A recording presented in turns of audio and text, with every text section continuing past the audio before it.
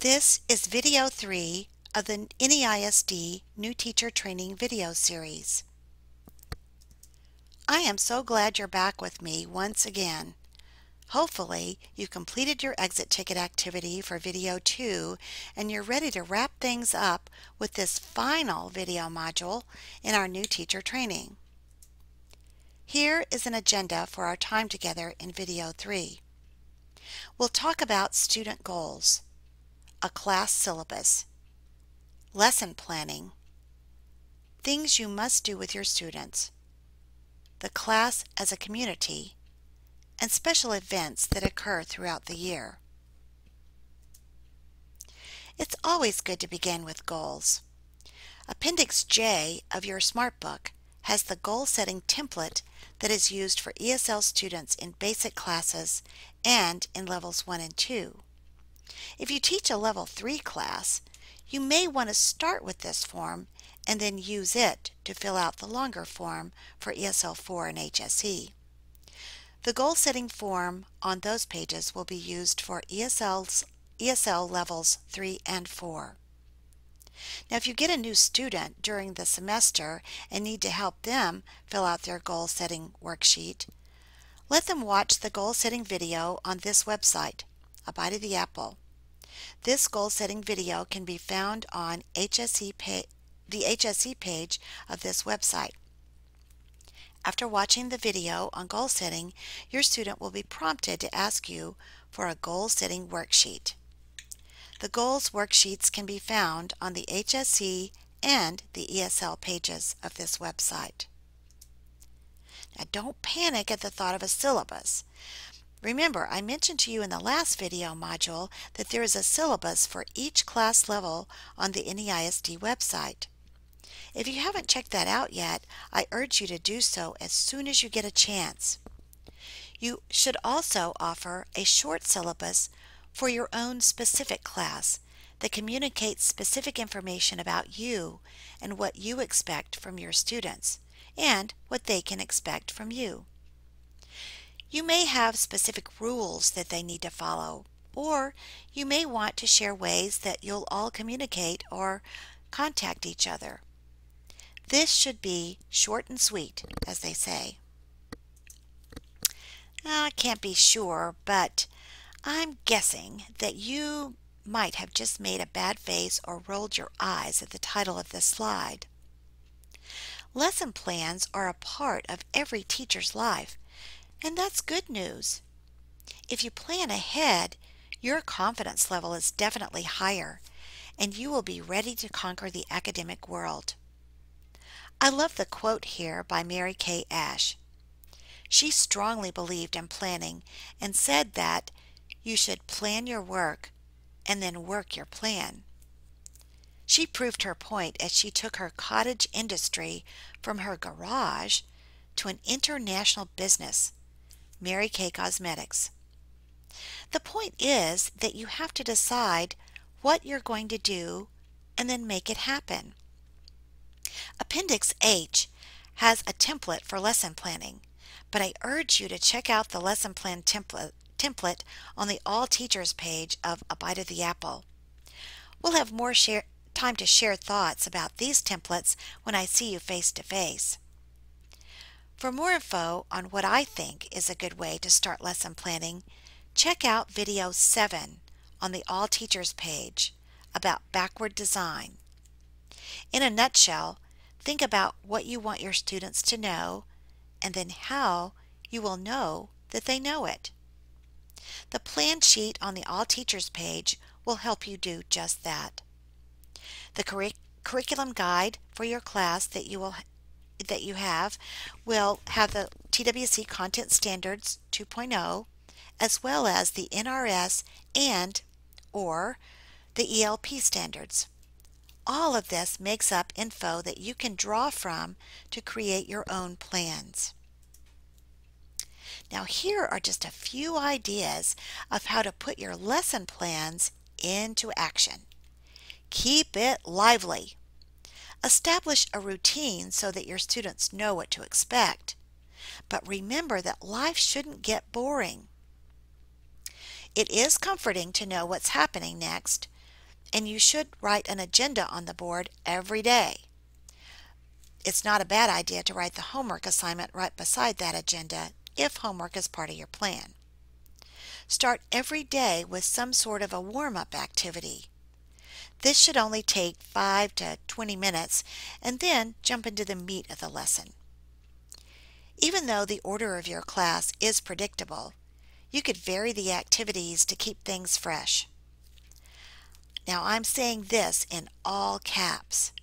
Don't teach from your desk or a chair, unless of course there's a good reason for doing so.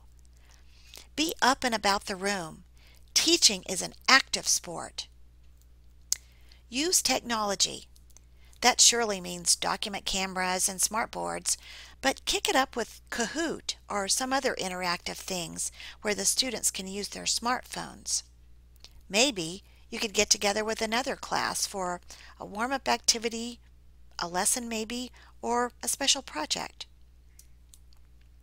Now a word about transitions classes. You'll learn more about this from one of our career navigators, Debbie Riddell and James Benson, but for now I will tell you that these classes are designed to take our students from adult ed to the world beyond, like a job, career, or college maybe. Students may take digital literacy and financial literacy sometime during the school year. They should also choose workplace literacy or college bound, depending on which direction they choose. Students can see what's offered and actually sign up on the Transitions Weebly website. Here is the address, and it can also be found as a link on A Bite of the Apple on the All Teachers page. These classes are important, and the time the students spend in the classes will be entered into teams as transitions hours. So, what happens if you have to be out and can't teach your class? We did address this in another training video, so this is just a refresher. First of all, let me, Karen Condit, know. As stated in the Smart Book, our first choice is to simply combine your class with another. If you are at a location where there isn't another class, or if there are other circumstances that prevent the combining of classes, we'll find a sub for your class. If you are the receiving teacher who gets the students from the absent teacher, you can put an additional 1.25 hours on your timesheet for your effort. I might say here that it's a good idea to combine classes now and then for other activities, so that when you combine classes because of a teacher absence, your students don't get rattled. You could combine classes for a celebration maybe, warm-up activities, or a special lesson. You don't need to do this frequently, but often enough that the other teacher and other students don't seem strange. There are several ways that we keep up with our students. One of them is to have them sign in and out on the attendance sheet. See your Smart Book to see how to print these attendance sheets out. Maintain your student folders by following the folder checklists. The ESL and HSE checklists are found in your Smart Book and on A Bite of the Apple. Always keep the student folders locked up in your class and up to date. Communicate with your students through the Remind text system. You can email them and call them by phone.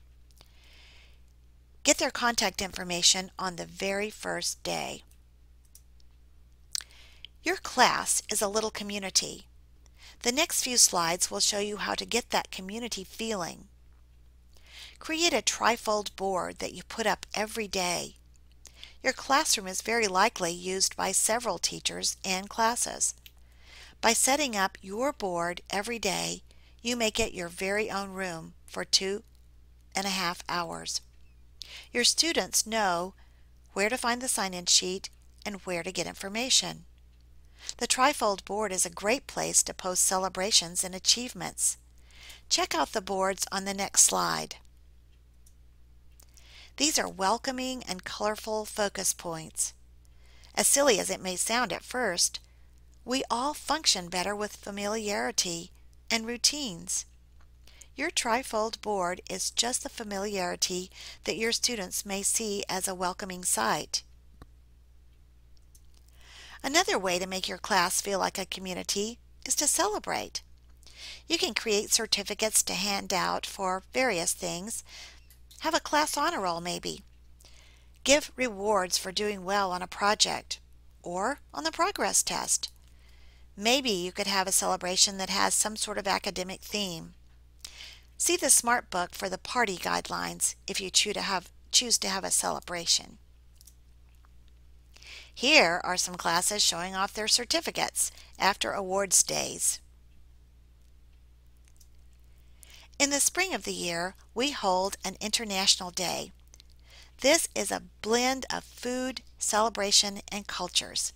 It's really fun and everybody always looks forward to it. NEISD has an induction ceremony for the National Adult Education Honor Society. You'll learn more about the selection process from the NAEHS committee at our staff meetings. For now, please know that this is a lovely event and a wonderful way for celebrating achievement. A very special time is our graduation ceremony. We have some students who have gone through ESL and HSE classes to proudly walk the stage. The students receive the Texas Certificate of High School Equivalency. Proud families, proud students, proud teachers.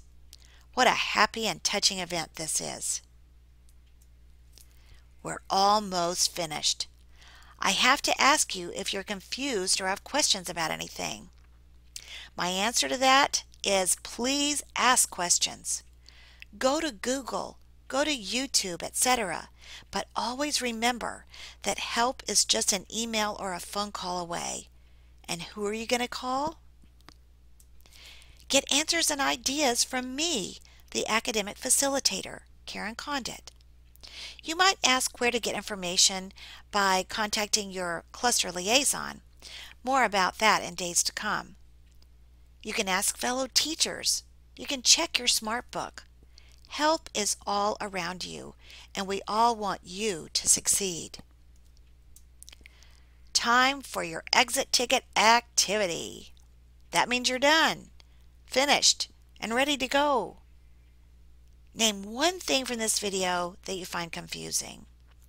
List 2 things to remember about student folders. What 3 elements mentioned in this video will you incorporate into your class every day? Thanks so much for sticking it out with me. After completing your exit ticket activity, please take some time to watch the first 2 videos on the All Teachers page of this website. They're about teaching multi-level classes, and I think you'd find them helpful and informative. Then, check out the 4th video for new teachers only. It's pleasantly inspirational. I hope you feel like you know more about our program and about your new job after watching these training video modules. You'll need to know that we really are glad that you're here, and we really want to help you in any way we can. I'll see you soon.